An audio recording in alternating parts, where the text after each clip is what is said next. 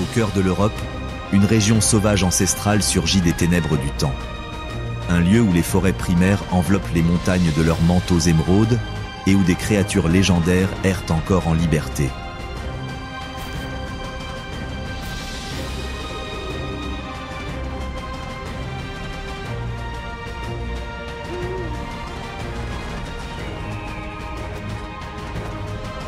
Les Carpates, un arc de 1500 km de pierre et de vie s'étendant sur 7 nations. L'un des derniers grands bastions naturels d'Europe. Il s'agit d'un voyage dans un monde sauvage aux confins de la civilisation, où les traditions anciennes et les défis modernes se heurtent. Bienvenue dans les Carpates, le cœur sauvage de l'Europe. Les Carpates sont l'une des plus importantes chaînes de montagnes d'Europe. Elles s'étendent sur 1500 km à travers l'Europe centrale et orientale. Elles traversent la République tchèque, la Slovaquie, la Pologne, la Hongrie, l'Ukraine, la Roumanie et la Serbie, formant un véritable refuge naturel pour la faune. Contrairement aux Alpes occidentales plus développées, les Carpates sont encore largement sauvages, avec de vastes étendues de forêts intactes et d'habitats naturels. Ici, la lutte ancestrale pour la survie se poursuit chaque jour parmi une grande variété d'animaux. Dans ces montagnes, chaque animal défend farouchement son territoire, et les rôles de chasseurs et de proie changent souvent. Les Carpates sont le théâtre de luttes féroces où chaque créature possède des caractéristiques spécifiques pour survivre à des conditions difficiles et changeantes. Ces montagnes ne sont pas toutes identiques. Elles sont composées de nombreuses zones naturelles différentes, chacune possédant sa propre faune et sa flore. Des plaines verdoyantes aux sommets venteux, la vie a trouvé de nombreuses façons de s'adapter et de se développer dans les Carpates. En remontant ces différentes zones, nous découvrons comment l'altitude, le climat et la géographie façonnent la remarquable biodiversité de cette chaîne de montagnes, l'un des trésors naturels les plus précieux d'Europe. Le voyage dans l'écosystème des Carpates commence dans les contreforts vallonnés où de denses forêts de feuillus tapissent le paysage. Cette zone de transition entre plaines et montagnes ouvre la voie à la nature sauvage. Chênes, charmes et hêtres dominent ces basses altitudes, créant une canopée verdoyante qui se transforme au fil des saisons. Le printemps apporte une explosion de vie. Le sol forestier se tapisse de fleurs sauvages comme les perce-neige, les primes-verts et l'ail des ours, créant un sous-bois parfumé. Ces forêts abritent certaines des espèces sauvages les plus charismatiques d'Europe, des créatures qui ont disparu d'une grande partie du continent mais qui trouvent refuge dans la nature sauvage des Carpates. L'ours brun d'Europe règne en maître incontesté dans les forêts des Carpates. La Roumanie abrite à elle seule plus de 6000 de ces magnifiques animaux, soit la plus grande population d'Europe après la Russie. Alors que le printemps réveille la forêt, une ours sort de sa tanière hivernale avec 2 oursons nés pendant l'hibernation.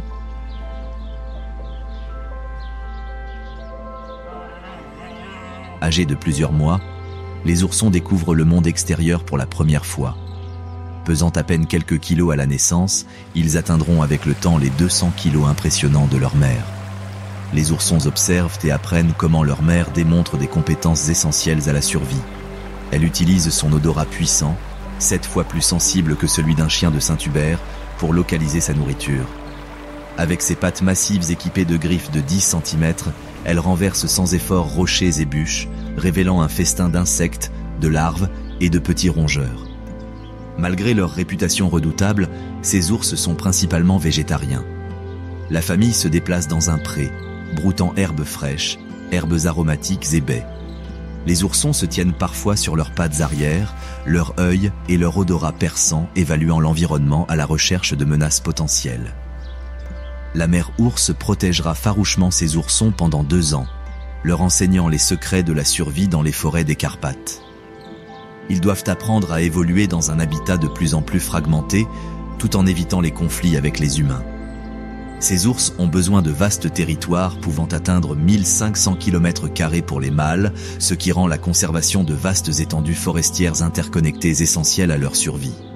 À l'approche de l'automne, les ours entrent dans une période d'hyperphagie, consommant jusqu'à 20 000 calories par jour pour constituer les réserves de graisse nécessaires à l'hibernation. Cette quête urgente de nourriture les rapproche souvent des habitations humaines, créant l'un des nombreux défis de conservation auxquels ces magnifiques animaux sont confrontés.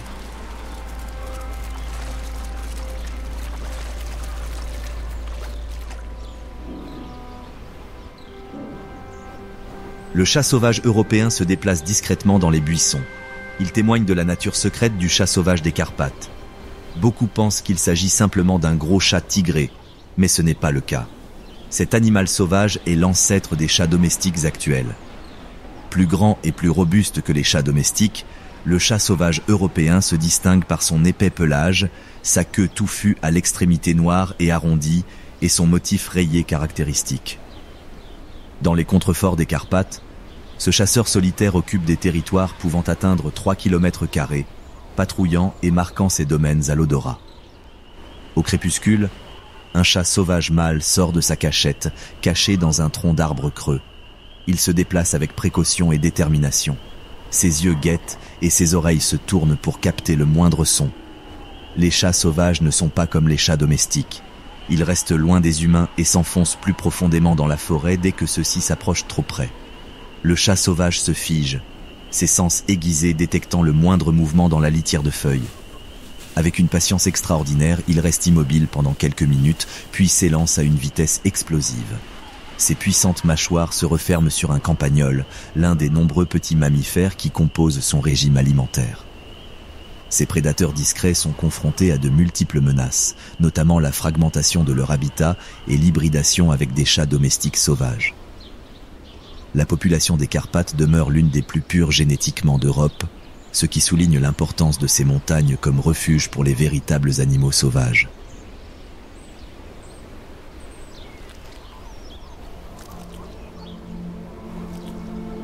Alors que la brume se dissipe au petit matin, des reflets jaunes et noirs apparaissent sur le sol de la forêt. Il s'agit de la salamandre tachetée, l'une des créatures les plus colorées et uniques des Carpates. Ces animaux étonnants vivent dans les forêts fraîches et humides des contreforts montagneux. Leurs couleurs vives avertissent les autres animaux de se tenir à distance. La peau de la salamandre dégage un puissant poison appelé samandarine, qui peut provoquer des tremblements, voire la mort, chez les petits prédateurs. Après de fortes pluies, une salamandre femelle se dirige vers un ruisseau forestier aux eaux claires. Contrairement à la plupart des amphibiens, la salamandre tachetée donne naissance à des petits vivants plutôt que de pondre des œufs. Elle dépose des dizaines de larves, chacune d'environ 2 cm de long, directement dans l'eau. Ces jeunes salamandres vivent dans l'eau pendant plusieurs mois avant de se transformer en juvéniles terrestres. Les salamandres tachetées peuvent vivre jusqu'à 50 ans à l'état sauvage, ce qui en fait l'un des amphibiens les plus longévifs. Elles constituent d'importants bioindicateurs. Leur peau perméable les rend très sensibles aux changements environnementaux et à la pollution, faisant de leur présence un signe de santé de l'écosystème. Le cycle biologique complexe de la salamandre tachetée, qui évolue entre habitats aquatiques et terrestres, souligne l'importance de préserver des écosystèmes forestiers intacts, dotés de cours d'eau propres et non pollués. Sa présence continue dans les contreforts des Carpates témoigne de la relative santé de ces forêts de montagne. En s'ascendant vers les Carpates, la composition forestière se modifie progressivement. Les forêts de feuillus cèdent la place à des forêts mixtes où hêtres et chênes côtoient des conifères comme l'épicéa et le sapin. Cette zone montagnarde, aux températures plus fraîches et aux précipitations plus abondantes, abrite des communautés animales caractéristiques, adaptées à ces conditions spécifiques. Les forêts de montagne se caractérisent par une biodiversité plus importante que celle des zones alpines plus élevées. Ici, la combinaison de feuillus et de conifères crée des habitats variés, abritant une faune variée, des minuscules invertébrés aux grands mammifères. Des tapis de mousse recouvrent les rochers et les troncs d'arbres tombés, tandis que des champignons de toutes sortes émergent après les pluies. Ces forêts de moyenne altitude jouent un rôle crucial dans l'écosystème des Carpates, servant de corridor reliant les habitats des contreforts aux zones de haute montagne. Cette connectivité est essentielle pour les espèces qui migrent saisonnièrement entre différentes altitudes. Silencieux comme une ombre, le lynx d'Eurasie traverse la forêt de montagne d'un pas régulier et prudent. C'est le plus grand félin sauvage d'Europe. Il a failli disparaître de nombreuses régions du continent, mais les Carpates reculés sont devenus un refuge sûr où un nombre suffisant d'entre eux ont survécu. Avec ses oreilles pointues, sa courte queue à l'extrémité noire et sa fourrure tachetée, le lynx des Carpates est facile à reconnaître. Il est expert dans l'art de se cacher et de surprendre ses proies. Ses pattes surdimensionnées agissent comme des raquettes naturelles, répartissant son poids et lui permettant de se déplacer efficacement sur les terrains enneigés.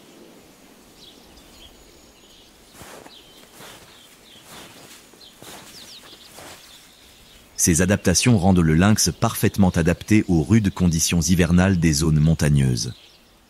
Une femelle lynx est silencieusement accroupie sur un rebord rocheux, son pelage se fondant parfaitement dans la lumière filtrant à travers la forêt. En contrebas, un groupe de chevreuils, sa principale proie, se déplace prudemment dans une clairière. La patience du lynx est une compétence essentielle pour la chasse, qu'il développe avec le temps. Il peut rester immobile pendant des heures, attendant le bon moment pour bondir. Soudain, elle passe à l'action. La poursuite est rapide mais acharnée.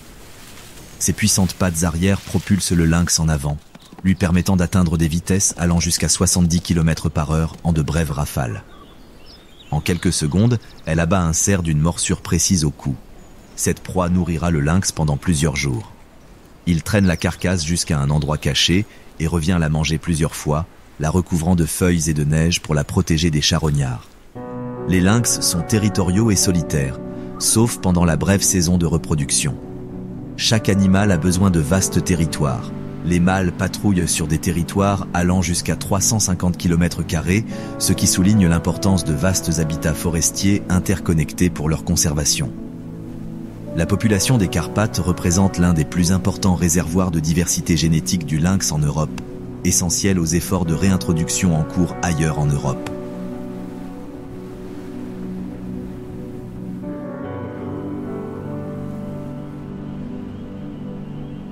Un battement profond et résonnant emplit la forêt de montagne, le son caractéristique du plus grand pic d'Europe.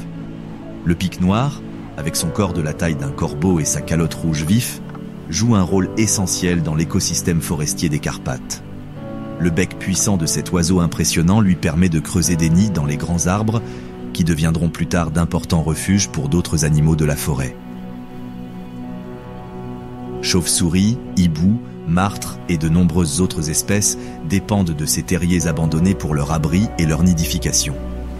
Un pic mâle travaille avec précaution sur un être mature, son bec en forme de ciseau projetant des copeaux de bois à la recherche d'insectes xylophages.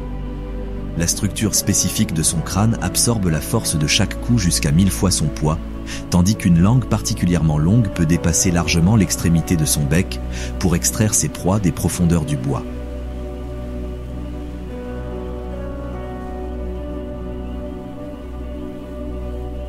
L'activité du pic noir révèle l'un des cycles écologiques cachés de la forêt. En contrôlant les populations d'insectes qui, autrement, endommageraient ou tueraient les arbres, les pics contribuent à maintenir la santé de la forêt. Leur préférence pour les arbres morts ou mourants accélère la décomposition, restituant les nutriments au sol forestier et créant de l'espace pour une nouvelle croissance.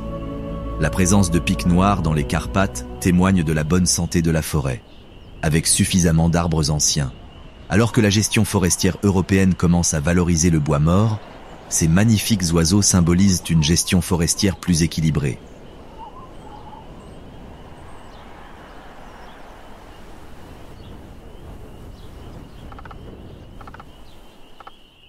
Alors que le crépuscule s'installe sur la forêt de montagne, une silhouette élégante, couleur châtain, émerge d'un creux d'arbre.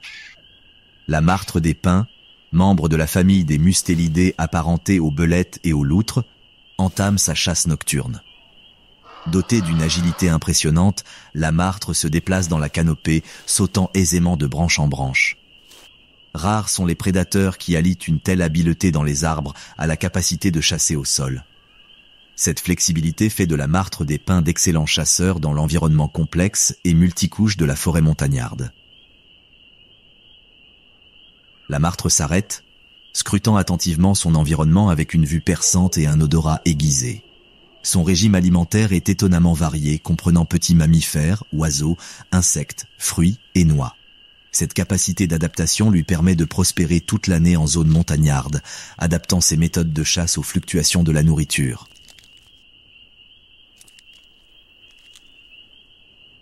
En explorant la cavité d'un arbre, la martre révèle sa curiosité.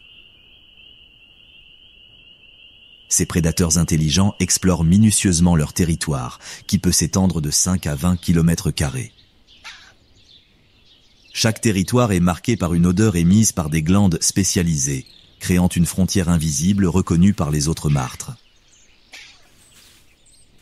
Bien qu'elles soient principalement nocturnes, les martres des pins des zones non perturbées des Carpates chassent parfois pendant la journée, notamment en hiver, lorsque la nourriture est rare et la lumière du jour limitée. Cette adaptation comportementale démontre leur remarquable capacité d'adaptation à l'environnement montagnard difficile. La relation entre la martre des pins et l'homme est complexe. Autrefois chassés pour leur fourrure et considérés comme une menace pour le gibier à plumes, ces prédateurs rusés sont aujourd'hui confrontés à la perte de leur habitat, leur principal défi.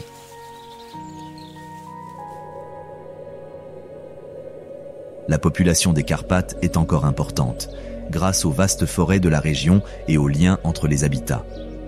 À mesure que l'altitude augmente, la forêt des Carpates se transforme à nouveau. Les forêts mixtes des basses montagnes se transforment peu à peu en forêts de conifères, dominées par l'épicéa commun, le pin parasol et le mélèze d'Europe. Ces conifères robustes sont bien adaptés aux saisons de croissance plus courtes et aux conditions plus rudes de la zone subalpine. La forêt s'ouvre, les arbres poussant plus lentement et atteignant une hauteur inférieure à celle de leurs homologues plus bas. Près de la limite forestière, les formes des conifères reflètent les conditions difficiles, devenant de plus en plus rabougries et sculptées par le vent à mesure que l'altitude augmente. Cette zone de transition entre la forêt dense et les prairies alpines ouvertes crée des niches écologiques uniques. La lumière accrue atteignant le sol forestier favorise un sous-bois riche en arbustes, notamment la myrtille et le genévrier, source de nourriture importante pour de nombreux animaux subalpins. Sur une pente abrupte et rocheuse près de la limite des arbres, un groupe de chamois paisse prudemment. Ces agiles ongulés de montagne proches des chèvres et des antilopes sont parfaitement adaptés au relief des Hautes-Carpates. La sous-espèce caractéristique des Carpates est légèrement plus petite et plus foncée que le chamois alpin, avec des cornes plus courtes et fortement recourbées vers l'arrière à leur extrémité. Mâles et femelles portent ces cornes, utilisées lors des conflits territoriaux et pour se défendre contre les prédateurs. Un chamois sentinelle veille sur un rocher exposé, guettant le danger pendant que le groupe se nourrit. Au premier signe de menace, la sentinelle émet un sifflement aigu. Le troupeau peut fuir instantanément sur un terrain qui semblerait infranchissable pour la plupart des animaux, sautant avec assurance entre d'étroites corniches et escaladant des falaises presque verticales. Les adaptations physiques qui permettent cette remarquable agilité sont évidentes dans la constitution du chamois. Ses épaules et ses hanches puissantes lui confèrent une puissance de saut explosive, tandis que ses sabots spécialisés, dotés d'une partie centrale souple et caoutchouteuse et d'arêtes dures et acérées, offrent une adhérence exceptionnelle sur les surfaces rocheuses. Ces mêmes sabots, plus larges sur la neige, fonctionnent comme des raquettes naturelles en hiver. Les chamois des Carpates sont confrontés à de multiples défis. Historiquement surchassés, ils doivent aujourd'hui faire face à la perte d'habitat due au développement des stations de ski et à la concurrence d'espèces non indigènes introduites pour la chasse. Le changement climatique constitue peut-être la plus grande menace, car le réchauffement climatique favorise la progression de la végétation forestière vers les pentes, réduisant ainsi les habitats ouverts dont ces spécialistes de la montagne ont besoin. L'isolement des habitats propices aux chamois a entraîné une fragmentation génétique des populations. La sous-espèce des Carpates est divisée en plusieurs groupes distincts, avec un flux génétique limité entre eux, rendant la conservation de chaque sous-population essentielle au maintien de la diversité génétique.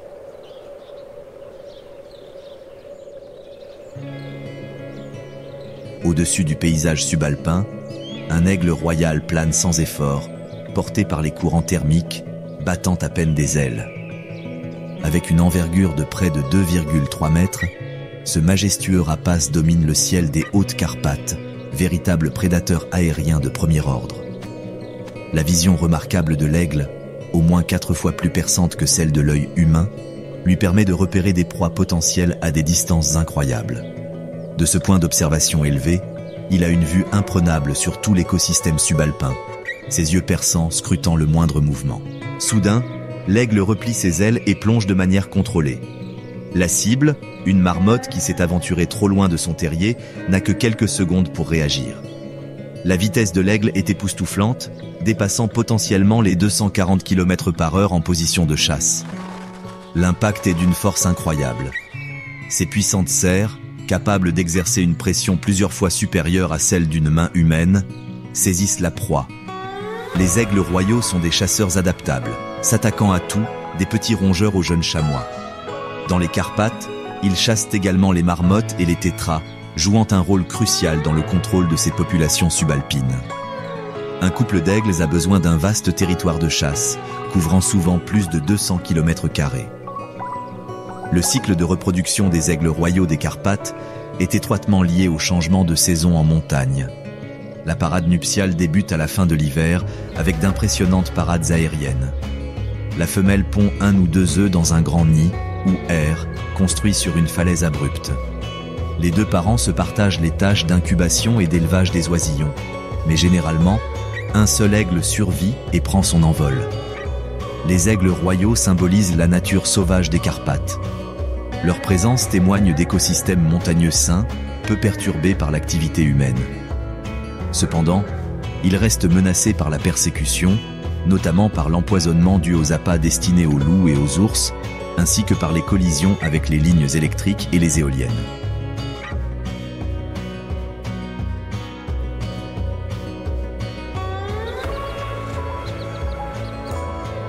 Alors que le soleil matinal projette une lumière dorée sur une haute prairie, un concert de sifflements aigus annonce le début du jour pour une colonie de marmottes alpines.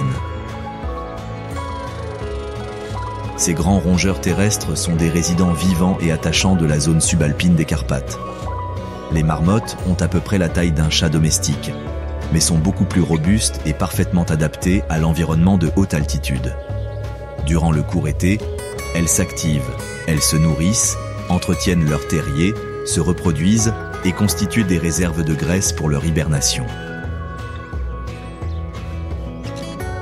Un groupe familial émerge de l'entrée de son terrier, stratégiquement situé pour offrir une bonne visibilité du terrain environnant. Le mâle dominant se tient debout sur un rocher visible, dressé sur ses pattes arrière, à l'affût de toute menace potentielle. Le cri d'alarme de la marmotte est l'un des sons les plus reconnaissables de la zone subalpine. Un sifflement perçant qui traverse les vallées et sert de signal d'alarme précoce pour les autres animaux sauvages.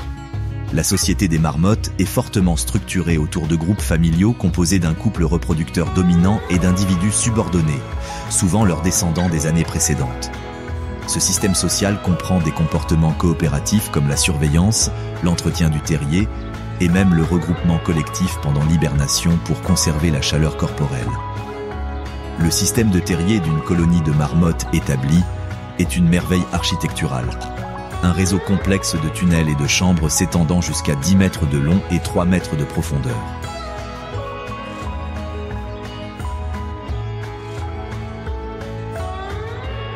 Ces forteresses souterraines protègent la colonie des prédateurs et des températures extrêmes du milieu montagnard. La chambre principale, tapissée d'herbes sèches, sert à la fois de nurserie et de lieu d'hibernation. Ce qui est vraiment remarquable chez les marmottes, c'est leur capacité à hiberner. Pendant plus de 6 mois, alors que leur habitat d'altitude est recouvert de neige, elles entrent dans un état de torpeur profonde, ralentissant leur métabolisme pour survivre à l'hiver rigoureux. Leur rythme cardiaque chute de plus de 200 battements par minute à quelques battements par minute, leur respiration ralentit considérablement et leur température corporelle chute juste au-dessus de 0. Cette extrême conservation d'énergie leur permet de survivre au long hiver en montagne grâce à leur seule réserve de graisse.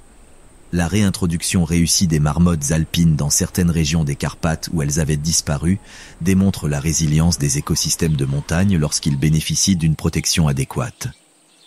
Leurs terriers abritent de nombreuses autres espèces, et leur pâturage contribue au maintien de la diversité de la végétation des prairies alpines. Au-delà de la limite des arbres, le paysage des Carpates se transforme en une terre d'extrême. Les arbres ne peuvent survivre aux conditions difficiles, si bien que le terrain se transforme en prairies alpines, petits arbustes, puis finalement en rochers nus et en éboulis aux points les plus élevés. Cet environnement austère mais magnifique est façonné par de puissantes forces physiques, des températures glaciales, des vents violents, un rayonnement ultraviolet intense et une saison de croissance très courte.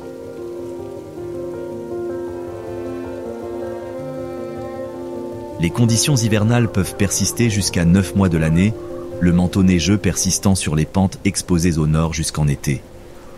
Malgré ces défis, la zone alpine abrite une biodiversité remarquable. Les espèces végétales ont développé des adaptations spécifiques, poussant sous des formes basses et coussinées pour résister aux dommages causés par le vent et retenir la chaleur, développant des feuilles velues pour se protéger des rayons ultraviolets et accomplissant leur cycle de vie complet dans la brève fenêtre estivale. Les animaux qui vivent dans cet environnement extrême sont tout aussi spécialisés, possédant des adaptations physiologiques et comportementales qui leur permettent de prospérer là où d'autres espèces ne peuvent survivre.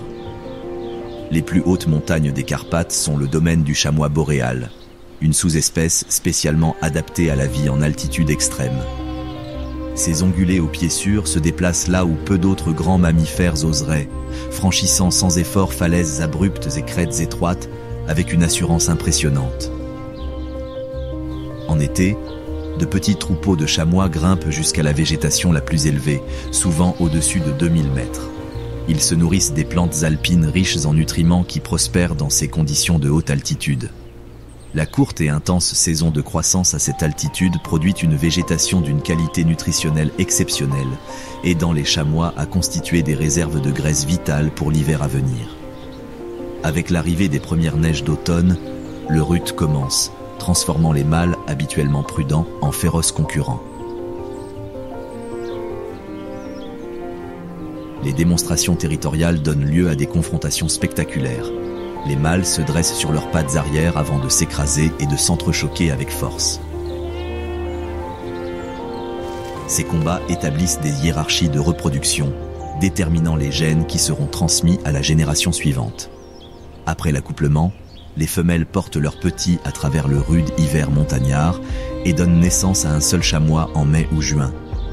Ces nouveau-nés doivent être capables de suivre leur mère sur des terrains difficiles dans les heures qui suivent leur naissance. Fait remarquable, les chamois peuvent se déplacer sur les pentes raides comme les adultes, démontrant ainsi un niveau de développement précoce impressionnant. L'hiver représente un défi de taille pour les chamois alpins. Certains troupeaux descendent à basse altitude, tandis que d'autres restent en zone alpine, utilisant leur connaissance du terrain pour trouver des zones où le vent débarrasse les pentes de la neige, exposant ainsi la végétation. Leur pelage foncé absorbe un maximum de rayonnement solaire, tandis qu'une double couche de fourrure spécialisée offre une isolation exceptionnelle contre des températures pouvant descendre en dessous de -25 degrés Celsius. Le chamois des Carpates représente une réussite en matière de conservation. Autrefois chassés jusqu'à la quasi-extinction, les mesures de protection ont permis aux populations de se reconstituer dans de nombreuses régions. Cependant, le changement climatique représente une nouvelle menace. Le réchauffement climatique pourrait permettre aux espèces concurrentes de se déplacer vers les hautes pentes, ce qui pourrait évincer ces spécialistes alpins de leur fief montagnard.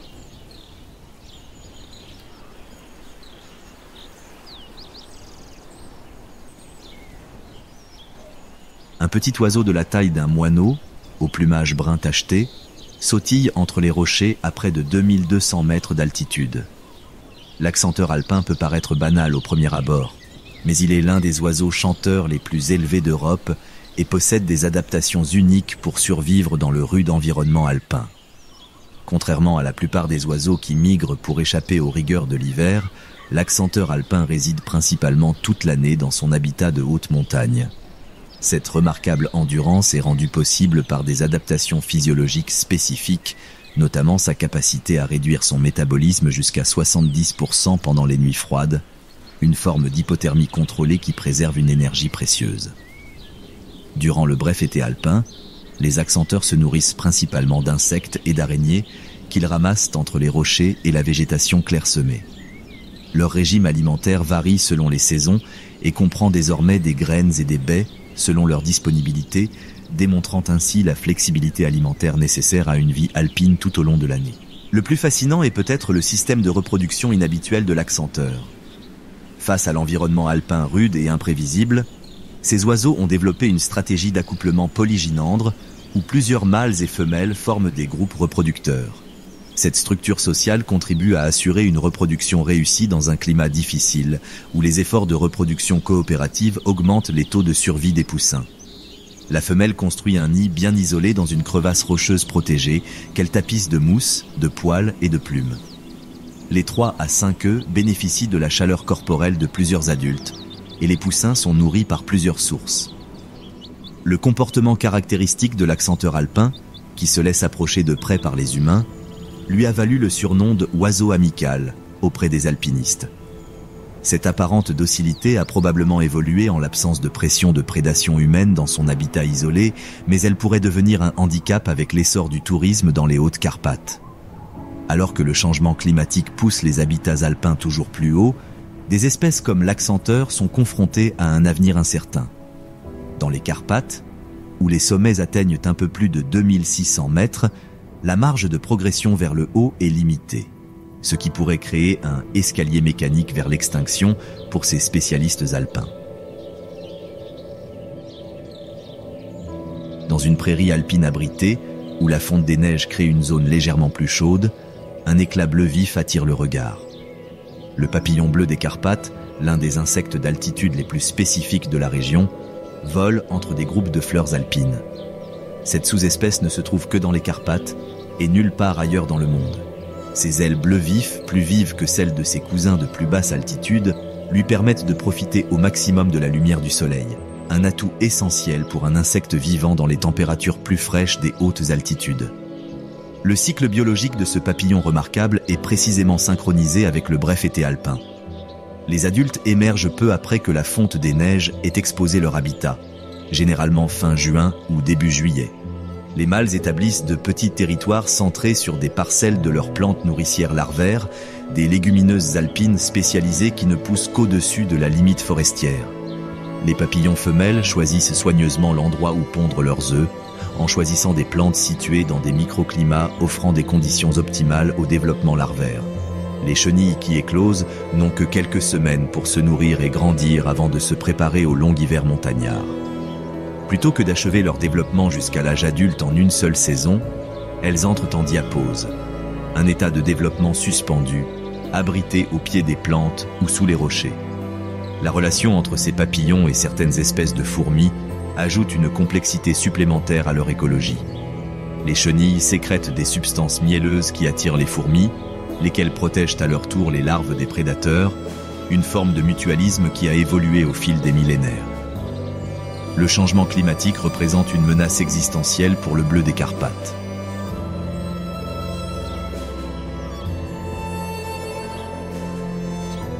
Le réchauffement climatique entraîne l'avancée des arbres vers les pentes et modifie la répartition des plantes hôtes et des fourmis partenaires.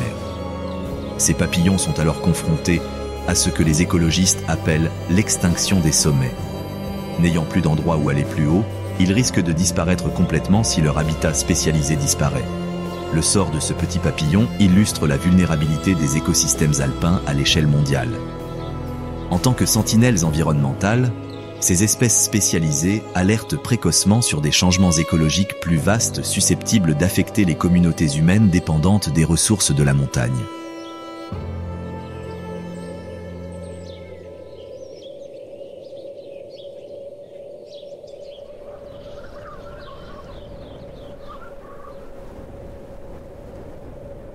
Sillonnant la chaîne des Carpates, de puissants fleuves ont creusé des gorges et des vallées spectaculaires qui forment des corridors écologiques essentiels. Ces cours d'eau relient les différentes zones d'altitude, transportant nutriments, organismes et matériel génétique à travers l'écosystème montagnard. Les rivières des Carpates naissent de sources limpides en montagne, et se transforme radicalement en descendant vers les plaines. L'eau s'écoule sur des lits rocheux, gagnant en volume et en sédiments à mesure que des ruisseaux plus petits s'y joignent. Lorsqu'elles atteignent les basses terres, nombre de ces rivières deviennent de grandes voies navigables européennes, notamment une partie du réseau hydrographique du Danube. Ces réseaux fluviaux créent des habitats distinctifs, composés de bancs de graviers, de forêts inondables, de bras morts et de zones humides saisonnières.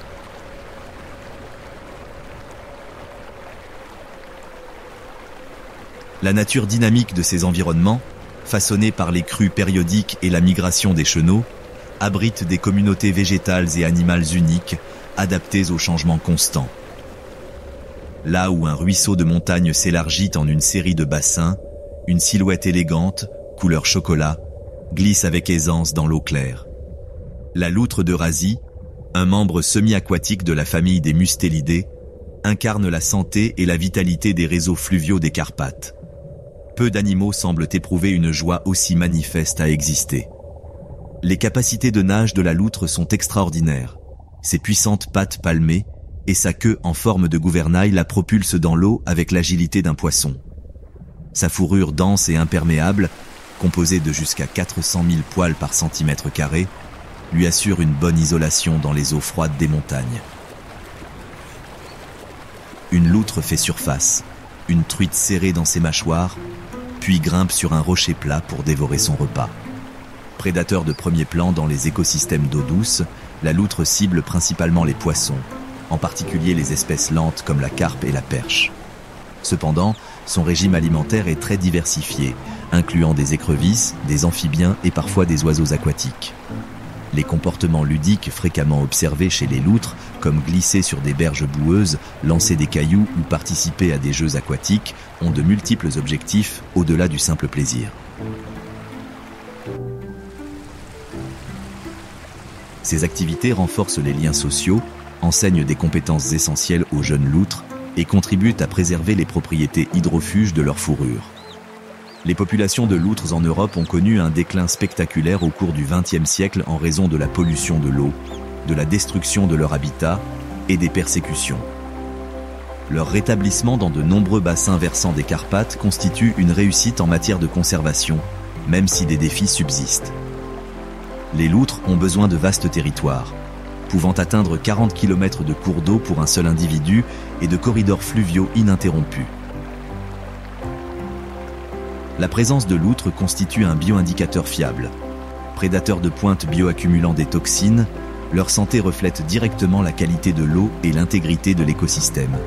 La prospérité des populations de loutres dans les rivières reculées des Carpates témoigne des conditions environnementales exceptionnelles qui persistent dans ces bassins versants de montagne.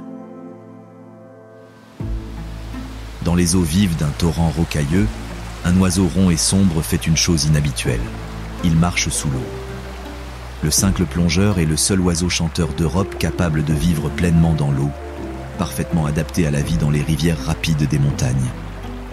Le cincle plongeur a environ la taille d'un étourneau, avec un corps rond, une queue courte et une tache blanche sur la poitrine, ce qui le rend facile à repérer. Mais ce qui le distingue vraiment, c'est son comportement unique. Perché sur un rocher au milieu du ruisseau, il se balance de haut en bas dans un mouvement continu, d'où son nom. Sans prévenir, le cincle plonge dans l'eau vive et disparaît sous la surface. Sous l'eau, ses particularités se manifestent. Ses plumes épaisses emprisonnent une couche d'air pour le maintenir au chaud et une membrane recouvrant ses yeux agit comme des lunettes naturelles. L'oiseau obture également ses narines avec des clapets pour se protéger de l'eau. Grâce aux modifications de son sang, le cincle peut rester sous l'eau jusqu'à 30 secondes, marchant le long du lit de la rivière même dans des courants forts qui repousseraient la plupart des oiseaux. Ces prouesses aquatiques permettent aux cincle plongeurs d'exploiter des sources de nourriture inaccessibles aux autres oiseaux. Ils chassent les larves d'éphémères, de trichoptères et de plécoptères, des insectes aquatiques qui se développent sous l'eau avant d'émerger sous forme d'adultes volants. Parfois, des petits poissons et des amphibiens font également partie de leur régime alimentaire.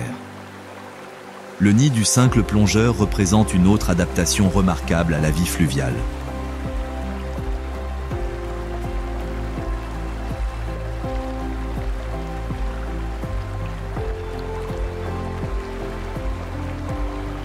Construits dans les endroits les plus sûrs, derrière des cascades, sous des ponts ou dans des crevasses rocheuses directement au-dessus d'un cours d'eau, ces structures en forme de dôme comprennent une entrée à la base, empêchant les prédateurs d'atteindre les œufs ou les poussins qu'ils contiennent.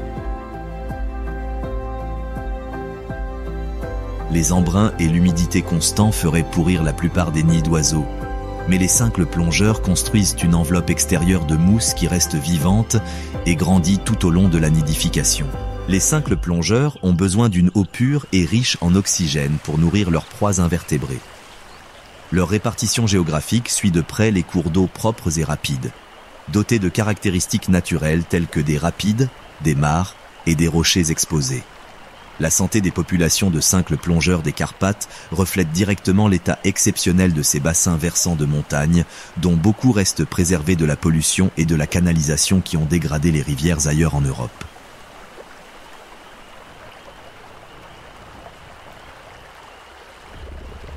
Dans les eaux sombres d'une mare fluviale, une étrange créature s'accroche à un rocher avec sa bouche en forme de ventouse.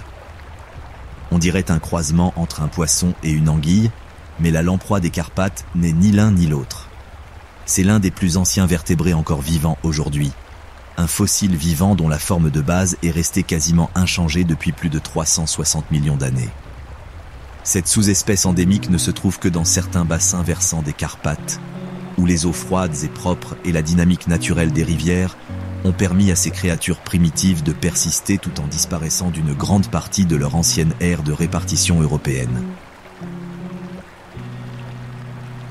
Le cycle de vie unique de la lamproie débute lorsque les adultes se rassemblent sur les sites de frais, généralement des bancs de gravier au bord de ruisseaux de montagne aux eaux claires. Après une courte période d'accouplement, les femelles pondent des milliers d'œufs dans des zones peu profondes. Une fois reproduites, les lamproies adultes meurent, ayant accompli leur unique mission. Les œufs éclosent et donnent naissance à des larves aveugles, semblables à des vers, appelées amocettes. Celles-ci dérivent vers les zones de sédiments meubles. Là, elles s'enfouissent dans le lit de la rivière, créant des tunnels en forme de U où elles resteront jusqu'à 7 ans, se nourrissant de particules organiques et de micro-organismes. La métamorphose transforme ces larves sédentaires en adultes semblables à des anguilles, dotées d'une bouche en ventouse caractéristique, cernée de dents kératiniques.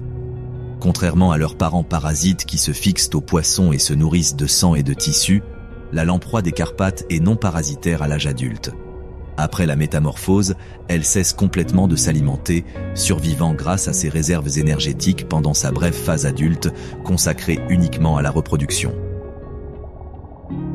Ce cycle biologique spécialisé rend les lamproies particulièrement vulnérables aux modifications des cours d'eau. La construction de barrages bloque les migrations de frais, tandis que le dragage et la canalisation détruisent à la fois les lits de gravier propres nécessaires aux frais et les habitats de sédiments meubles où se développent les larves. La pollution de l'eau constitue une autre menace sérieuse, car la longue période larvaire expose les amocettes aux contaminants accumulés. La présence continue de populations saines de lamproies dans les rivières des Carpates souligne l'intégrité écologique de ces cours d'eau. Représentantes vivantes du lointain passé évolutif de la Terre, ces créatures remarquables ajoutent une dimension temporelle et temporelle à la biodiversité de la chaîne de montagne.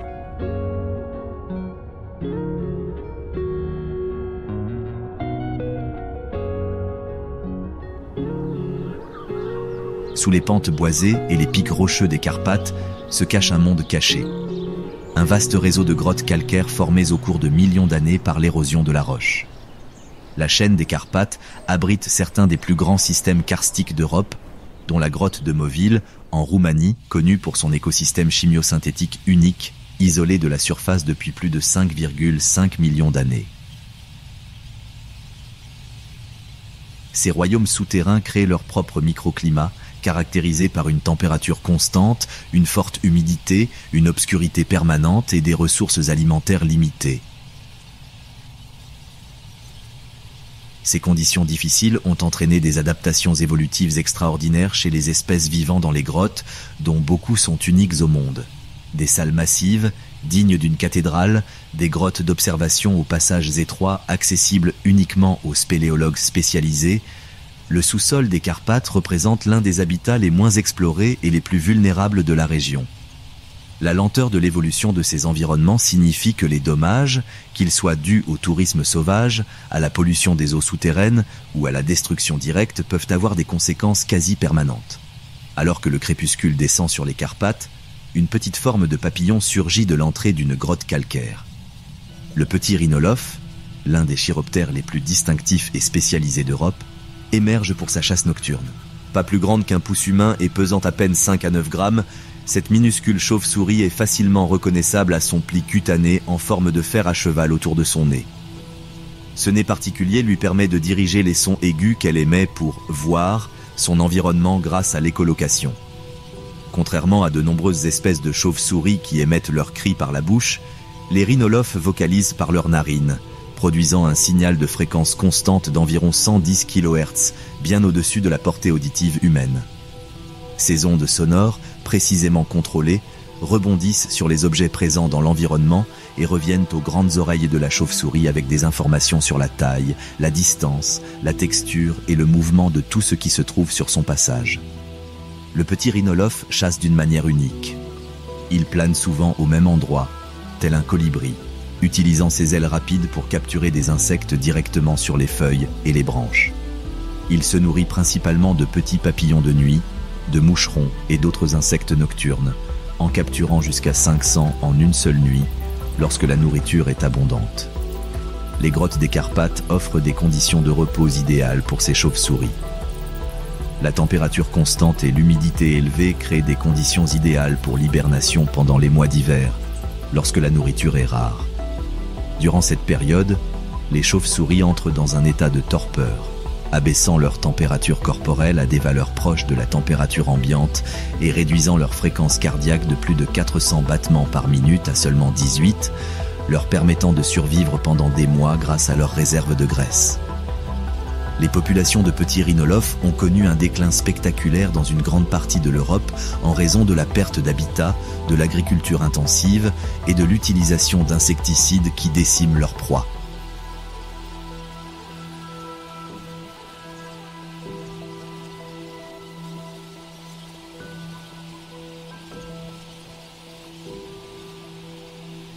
La population des Carpates reste relativement saine, bénéficiant de l'important couvert forestier et du réseau de grottes protégées de la région. Ces chauves-souris constituent un maillon essentiel de l'écosystème régional. Chaque individu consomme des milliers d'insectes chaque nuit, dont de nombreux ravageurs agricoles et vecteurs de maladies comme les moustiques. Leurs dépôts de guano dans les grottes fournissent des nutriments essentiels aux invertébrés adaptés aux grottes, créant ainsi le fondement de réseaux trophiques souterrains uniques. Au fond des grottes obscures et inondées des Carpates occidentales vit l'un des animaux les plus étranges d'Europe, l'olème, aussi appelé protée. Sa peau est pâle et rosâtre, ce qui lui vaut parfois le surnom de poisson humain. L'olème est un amphibien entièrement aquatique et l'un des exemples les plus extrêmes d'adaptation aux grottes au monde. Il peut atteindre 30 cm de long. Avec son long corps, ses branchies externes plumeuses et ses petits membres, il ressemble un peu à une larve, même adulte. Cela est dû à une condition appelée néoténie, où l'animal conserve ses caractéristiques juvéniles toute sa vie.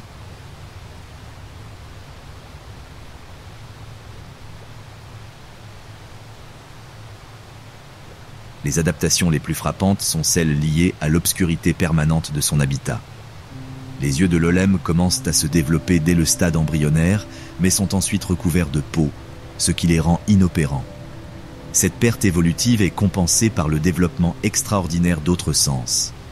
L'animal peut détecter des champs électriques minimes générés par d'autres organismes, percevoir d'infimes variations de pression et de débit de l'eau et localiser ses proies grâce à un odorat et un goût très développés. Le plus remarquable est peut-être l'extrême longévité et l'efficacité métabolique des OLM. Ces créatures peuvent vivre plus de 100 ans et survivre sans nourriture jusqu'à 10 ans, en réduisant leur activité et leur métabolisme, puisant dans les réserves de nutriments stockés dans leur foie et leurs muscles.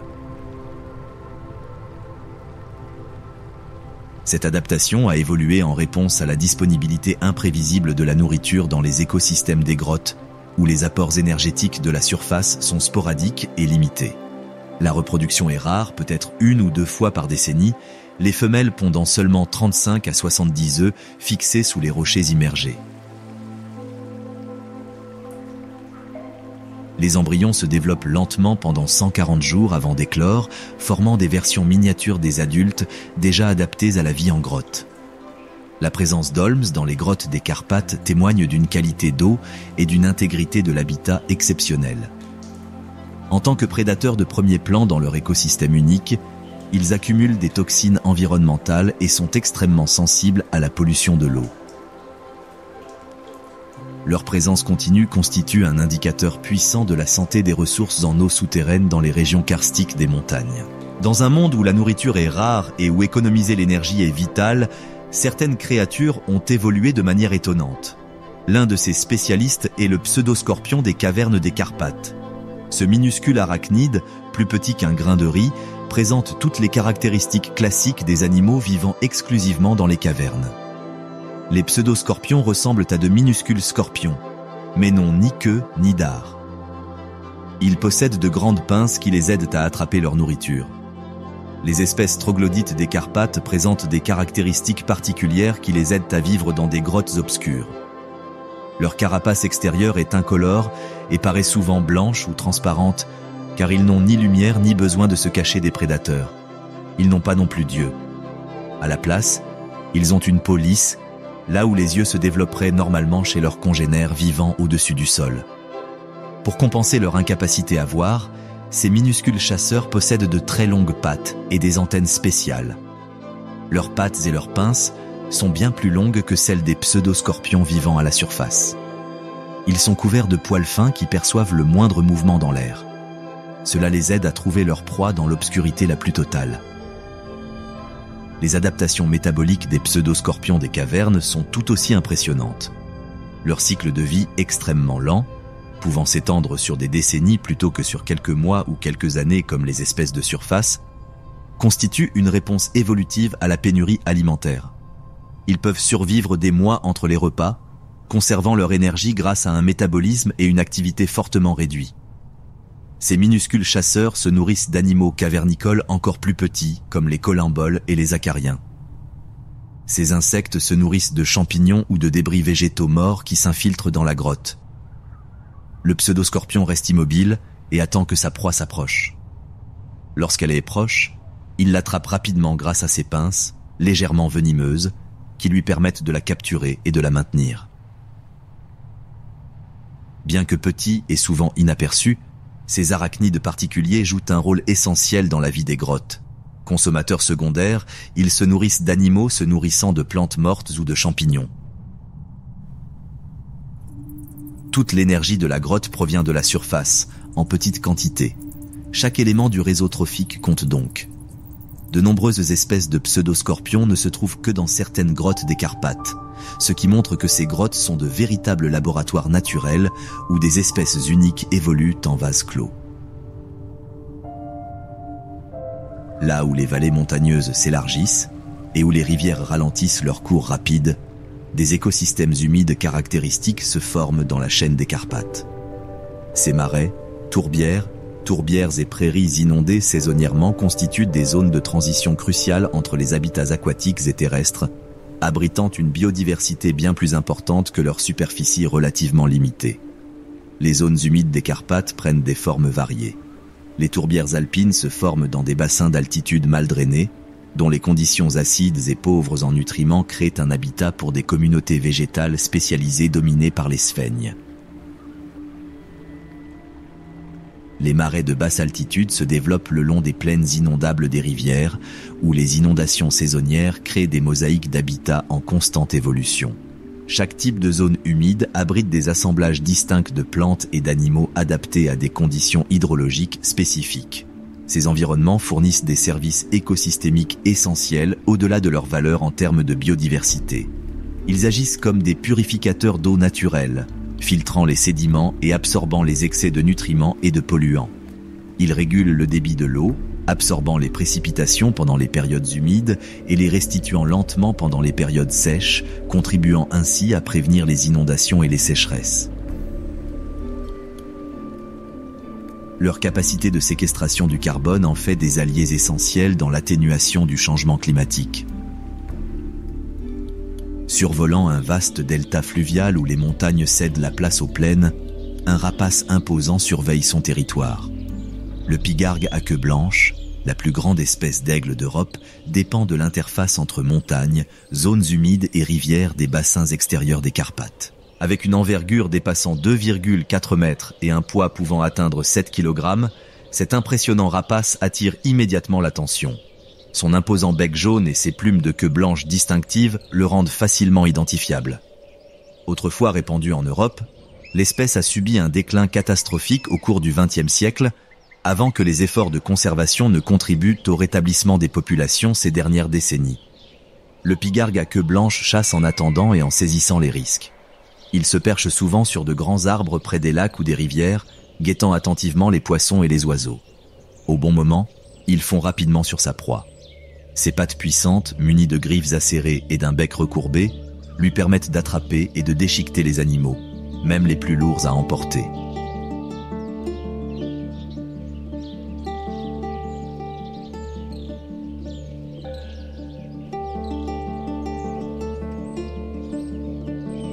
Bien que les poissons constituent l'essentiel de leur régime alimentaire, ces prédateurs adaptables présentent une diversité alimentaire remarquable.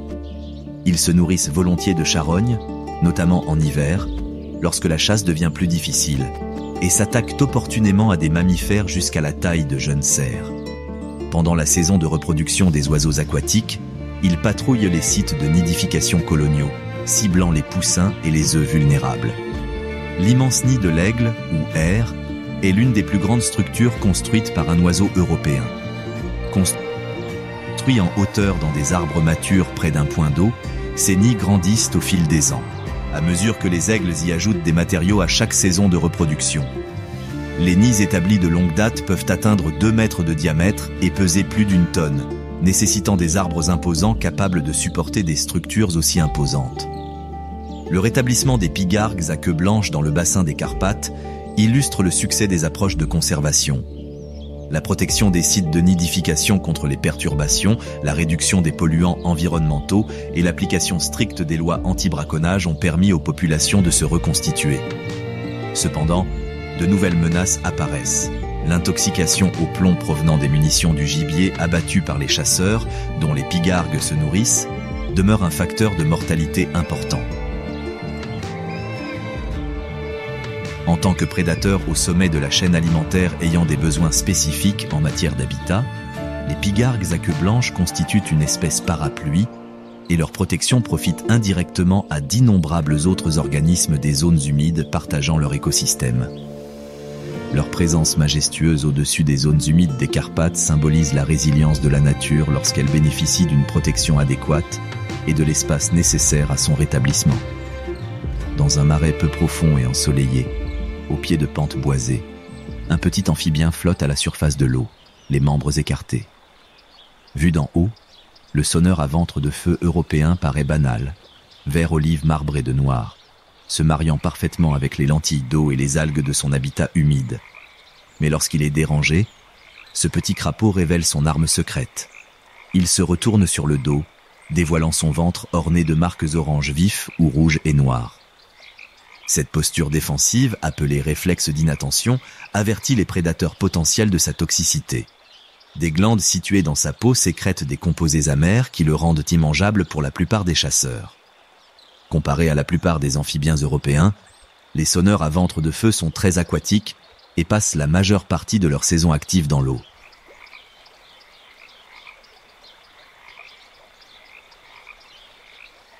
Leurs cris nuptiaux, un doux oup-oup-oup en forme de cloche, créent des chœurs discrets dans les zones humides des Carpates au printemps. Les mâles développent des coussinets nuptiaux noirs caractéristiques sur leurs doigts pendant la saison de reproduction, ce qui les aide à saisir les femelles lors de l'amplexus. La reproduction témoigne de leur adaptation aux conditions imprévisibles des zones humides. Plutôt que de pondre tous leurs œufs en une seule fois, les femelles pondent de petites quantités de 10 à 30 œufs sur plusieurs semaines, souvent fixés à la végétation submergée. Cette stratégie de protection augmente les chances de survie d'au moins une partie de la progéniture en cas de fluctuation du niveau d'eau ou de fortes pressions de prédation dans un micro-habitat particulier. Les têtards se développent rapidement et se transforment en crapauds miniatures en 2 à 3 mois, une adaptation au caractère souvent temporaire de leur bassin de reproduction. Les jeunes crapauds se dispersent dans les habitats terrestres environnants avant de retourner dans les zones humides à l'âge adulte, créant ainsi d'importants flux énergétiques entre les écosystèmes aquatiques et terrestres. Le cycle biologique complexe des crapauds à ventre de feu les rend vulnérables à de multiples menaces.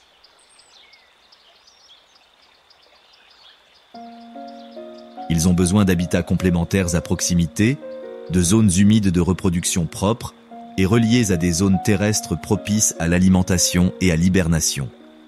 La fragmentation de l'habitat, le drainage des zones humides pour l'agriculture et la pollution de l'eau ont entraîné d'importants déclins de population dans une grande partie de leur aire de répartition européenne. Dans la région des Carpates, ces amphibiens charismatiques sont des indicateurs de la bonne santé des interfaces zones humides-forêts. Leur coloration d'avertissement distinctive nous rappelle que même les espèces petites et apparemment vulnérables ont développé des adaptations remarquables pour survivre dans des environnements difficiles.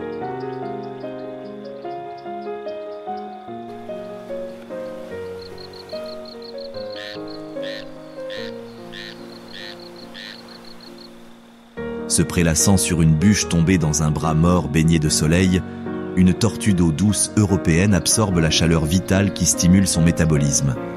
Ce petit reptile d'eau douce, seule espèce de tortue indigène d'une grande partie de l'Europe, est de plus en plus rare sur le continent, ce qui rend les populations des Carpates particulièrement importantes pour la conservation.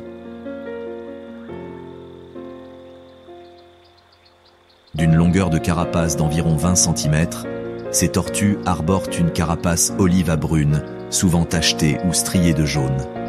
Leur long cou et leurs puissantes pattes palmées en font des nageurs agiles et des prédateurs redoutables en milieu aquatique. Le cycle biologique des tortues d'eau douce européennes illustre les défis que représente la vie de reptiles à sang froid aux limites septentrionales de leur répartition mondiale.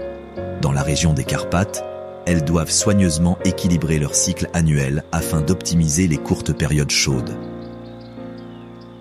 Après leur hibernation au printemps, elles se consacrent intensément à se prélasser au soleil, élevant leur température corporelle à des niveaux permettant la digestion, la croissance et la reproduction. L'accouplement a lieu dans l'eau, mais la nidification nécessite un habitat terrestre adapté.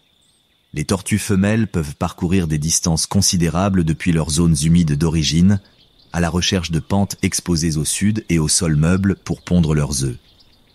Ce besoin terrestre les rend particulièrement vulnérables à la fragmentation de leur habitat lorsque les routes ou les aménagements routiers interrompent les connexions entre les habitats aquatiques et de nidification.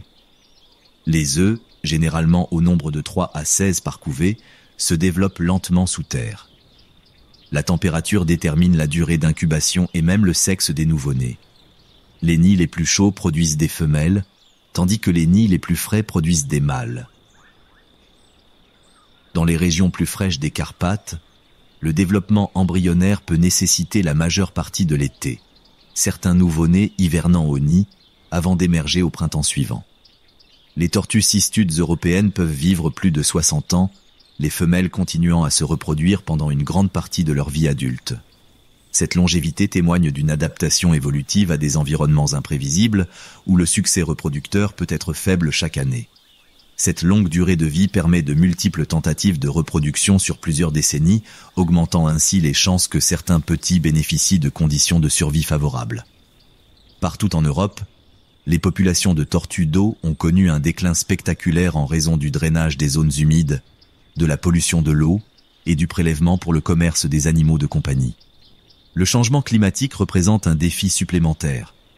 Si le réchauffement climatique pourrait initialement être bénéfique pour ces reptiles, les phénomènes météorologiques extrêmes et les perturbations des régimes pluviométriques menacent la stabilité de leurs habitats humides.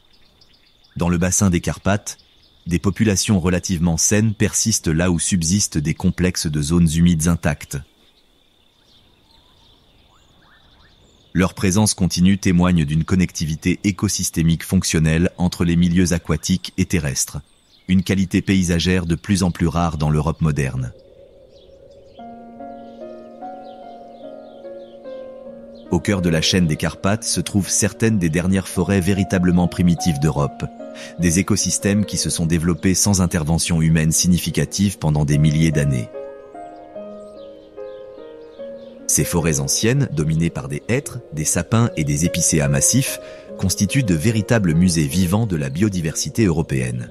Contrairement aux forêts aménagées, caractérisées par une structure uniforme et une diversité limitée, ces forêts anciennes présentent une complexité incroyable. La multitude de couches de canopée crée des conditions lumineuses variées propices à des milliers d'espèces végétales. Des arbres de tous âges se côtoient, des jeunes poussent aux géants multiséculaires. Plus important encore, ces forêts contiennent une abondance de bois mort à divers stades de décomposition, un élément essentiel de l'habitat, largement absent des forêts commerciales. Les forêts anciennes des Carpates fonctionnent comme des capsules temporelles écologiques, nous montrant à quoi ressemblerait une grande partie du paysage européen sans gestion humaine intensive. Elles abritent des assemblages d'espèces qui ont coévolué au fil des millénaires, créant des réseaux complexes d'interdépendance encore incomplètement compris par la science.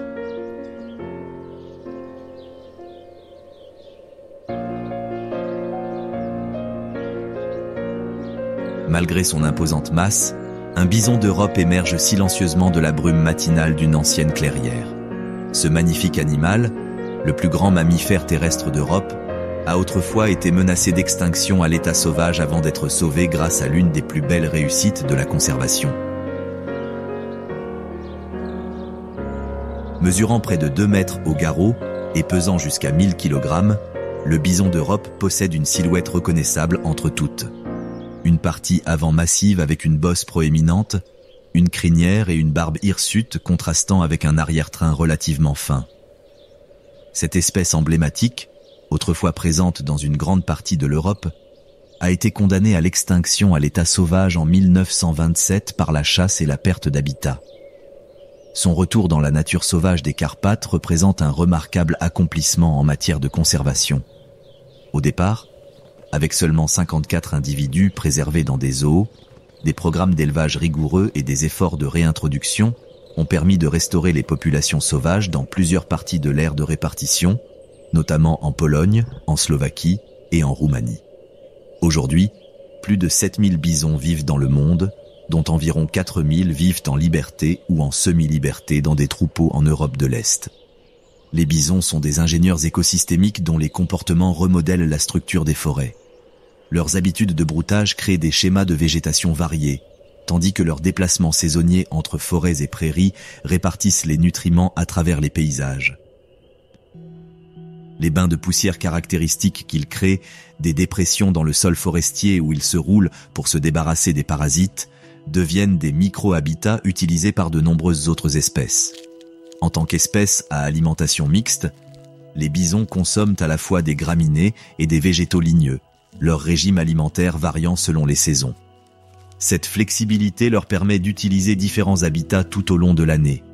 Les prairies ouvertes en été offrent une graminée abondante, tandis que les forêts offrent pâturage et abri en hiver. Ils manifestent un penchant particulier pour l'écorce et les brindilles de certains arbres, créant des habitudes de broutage qui influencent la dynamique de régénération forestière. Malgré les succès de la conservation, d'importants défis subsistent pour le rétablissement du bison d'Europe. La plupart des troupeaux réintroduits restent petits et isolés les uns des autres, créant des goulots d'étranglement génétique qui menacent leur viabilité à long terme. La fragmentation des habitats propices restants limite l'expansion naturelle de l'aire de répartition et les migrations. Les maladies transmises par les bovins domestiques représentent des risques supplémentaires pour les populations vulnérables. Plus fondamentalement, les paysages européens modernes offrent un espace limité aux populations véritablement sauvages de ces grands herbivores. La création de corridors écologiques fonctionnels entre les populations isolées de bisons représente l'un des grands défis de la conservation des Carpates, nécessitant une coordination multinationale et le soutien des communautés locales.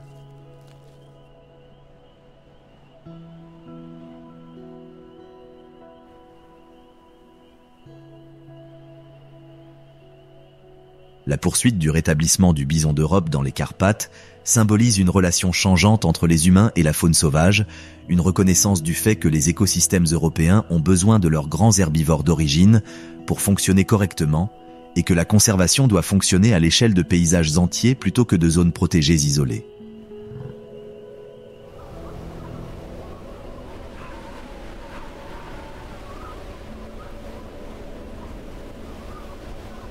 Au cœur d'une ancienne forêt d'épicéas, un battement régulier résonne à travers les arbres imposants. Ce son provient d'un pic tridactyle, un oiseau qui prospère dans les forêts de conifères intactes et qui est très sélectif quant à son habitat. Comme son nom l'indique, ce pic ne possède que 3 doigts à chaque patte, contre 4 chez la plupart des espèces de pics, une adaptation qui lui permet de frapper plus fort contre le bois. Son plumage est particulièrement orné de motifs noirs et blancs, les mâles affichant une tache jaune vif sur la calotte qui se détache sur l'ombre de la forêt. Ce qui distingue véritablement le pic tridactyle, c'est sa remarquable spécialisation pour la vie dans les forêts anciennes de conifères. Contrairement aux espèces de pics plus adaptables, il dépend presque exclusivement d'arbres morts ou mourants, notamment d'épinettes victimes d'infestations de scolites. Sa technique d'alimentation consiste à écailler méthodiquement des sections d'écorce plutôt qu'à percer des trous profonds, exposant ainsi les larves d'insectes xylophages qui se trouvent en dessous. Cette stratégie alimentaire spécialisée fait du pic tridactyle un important régulateur naturel des populations d'insectes forestiers.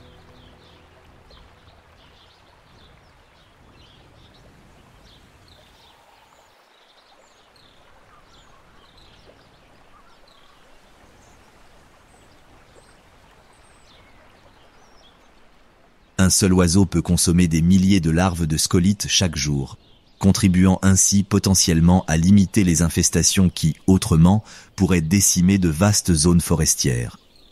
Ce service écologique souligne l'importance du maintien des relations prédateur-proie qui ont évolué au fil de l'évolution.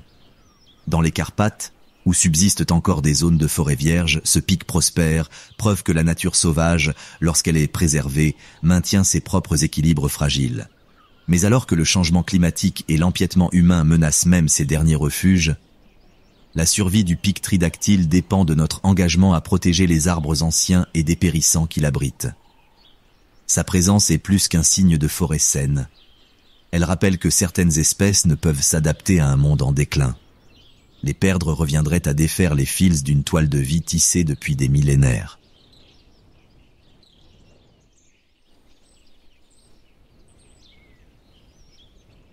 Les Carpates sont un lieu où les rythmes ancestraux de la nature façonnent encore la vie.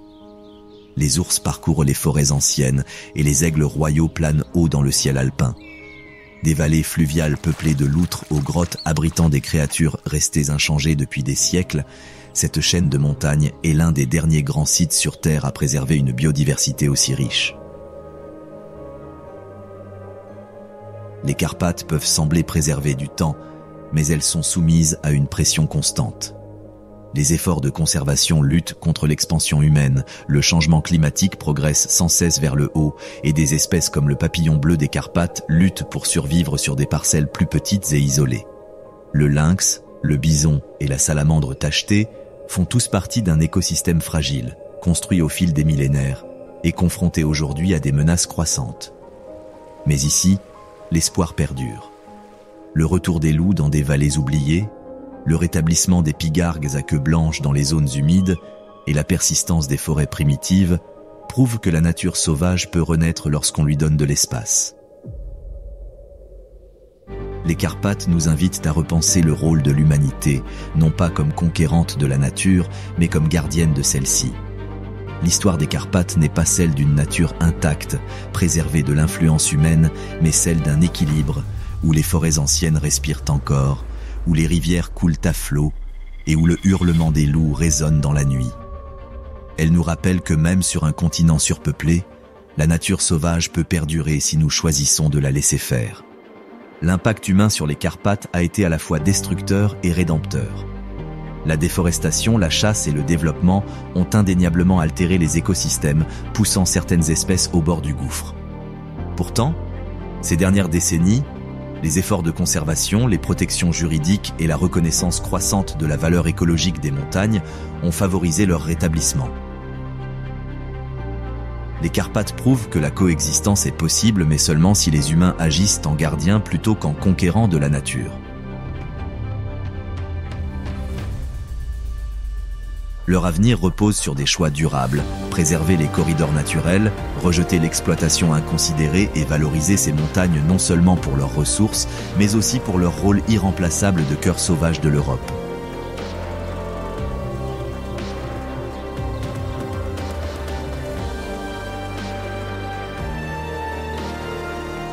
Alors, captivés par les Carpates? Aimez-nous et partagez vos animaux ou sites pittoresques préférés dans les commentaires. Nous aimerions savoir ce qui a retenu votre attention. Si vous pensez que ces paysages époustouflants et leurs habitants sauvages méritent d'être protégés, partagez cette vidéo et contribuez à la diffusion de l'information. Et n'oubliez pas de vous abonner et d'activer la cloche pour ne rien manquer de notre prochaine escapade sauvage.